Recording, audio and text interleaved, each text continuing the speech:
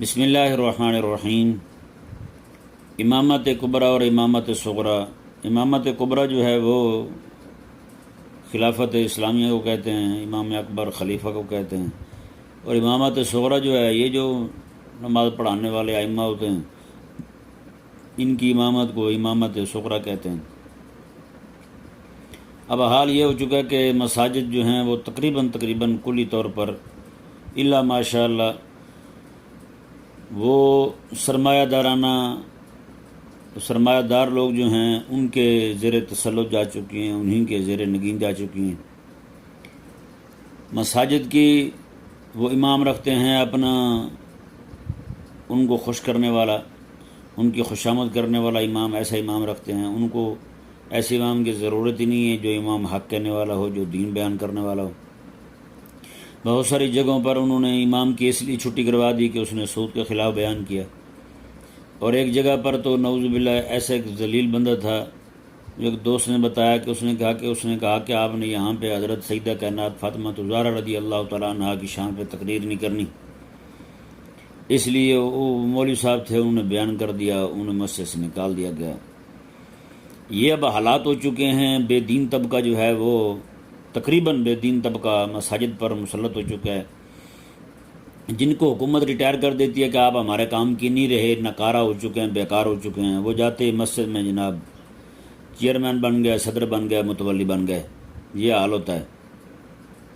اور جیسے انہوں نے وہاں منمانیاں کی ہوتی ہیں، بدماشیاں کی ہوتی ہیں، دفتروں میں بیٹھ کر وہی بدماشیاں مسجد میں آ کے کرتے ہیں۔ جیسے وہاں کسی انسان کو انسان نہیں سمجھتے، یہاں آ کے امام کو پھر انسان نہیں سمجھتے، اس کی تذلیل توہین کرتے ہیں۔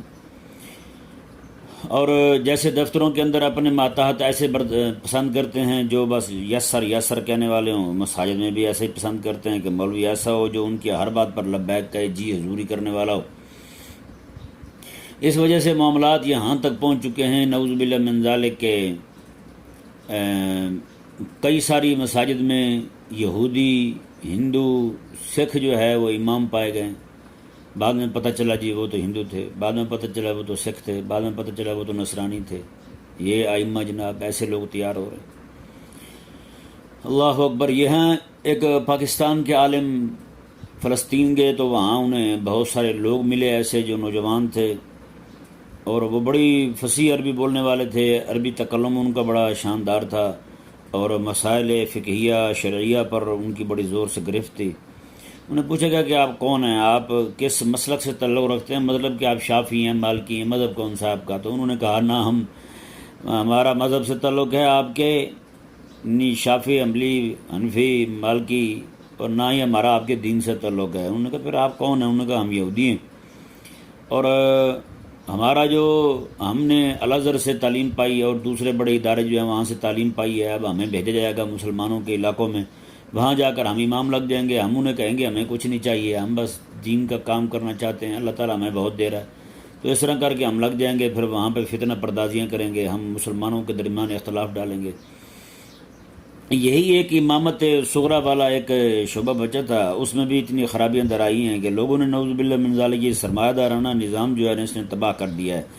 مولوی جی حضوری کرنے والے رکھنے ہیں، بس وہی ابھی بھی نعوذ باللہ من ذالک ایک جگہ پہ ایک ویڈیو جو ہے نا وہ بہت زیادہ پھیل رہی ہے، ایک مولوی جو ہے وہ اس نے کوئی کافی حد تک وہ اس کا دعویٰ ہے کہ میں پورا عالم ہوں، لیکن اس نے سارا کچھ چھوڑ کے وہ مخنث بن گیا ہے، داڑھی مونچھ مڈا دی ہے اس نے، کپڑے عورتوں والے پہن لیے ہیں، رات کو پروگرام کر رہا ہے جا کے گانے ناچ کے، نعوذ باللہ من ذالک۔ یہ حالات ہو چکے ہیں۔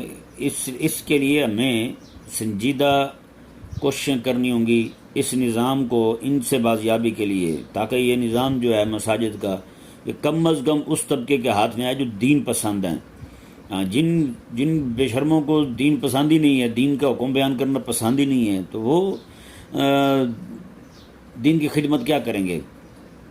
نعوذ باللہ من ذالک۔ ایک دوست نے بتایا کہ ایک جگہ ایک عالم صاحب گئے تو وہاں انٹرویو لینے کے لیے ایسے ہی 4 لوگ بیٹھ گئے، جاہل تھے سارے۔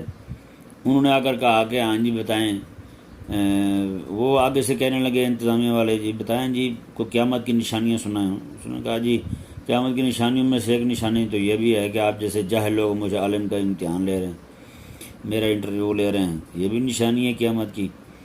تو حالات یہی ہو چکے ہیں، جہاں بھی جائیں یہی بے دین طبقہ بیٹھا ہوا ہے، یہ جناب اپنی پسند کا بندہ رکھیں گے، نعوذ باللہ من ذالک۔ اللہ تبارک و تعالی میں سمجھنے کی توفیق عطا فرمائے۔ ایک جگہ میں بہت عرصہ پہلے ایک جگہ گیا، وہاں ایسے ہی پنجاب یونیورسٹی کا ایک پروفیسر ریٹائر تھا۔ پنجاب یونیورسٹی نے کہا کہ آپ اب احمق ہو گئے ہیں، آپ یہاں سے تشریف لے جائیں، آپ کسی کام کے کسی کھاتے کے نہیں رہے۔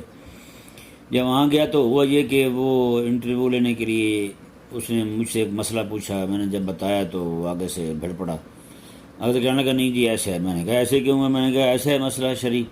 تو بعد میں وہ کہنے لگا جی دوسرے لوگوں کو کہا، اس نے کہا یہ تو حضرت جو ہیں وہ ایسے سخت مزاج ہیں، ہمیں تو وہ بندہ چاہیے جو ہمارے دین کا، ہماری مرضی کا دین بیان کرے، یہ تو اڑ جاتے ہیں بات پہ، تو لہٰذا ہمیں پھر وہ بندہ چاہیے۔ تو یہ نعوذ باللہ من ذالک حالات ہو چکے ہیں، یہ اپنی مرضی کا دین سننا پسند کرتے ہیں، جو ان کی مرضی کا ہے، جو ان کے دل میں آئے، جو انہوں نے اپنا ایک سانچہ رکھا ہوا ہے، سانچہ جسے کہتے ہیں نا اینٹیں بنانے والا، وہ رکھا ہوا ہے، جتنا اس میں فٹ آ جائے بس وہی پسند ہے ان کو، جتنا اس سے باہر آتا ہے وہ پسند نہیں ہے ان کو۔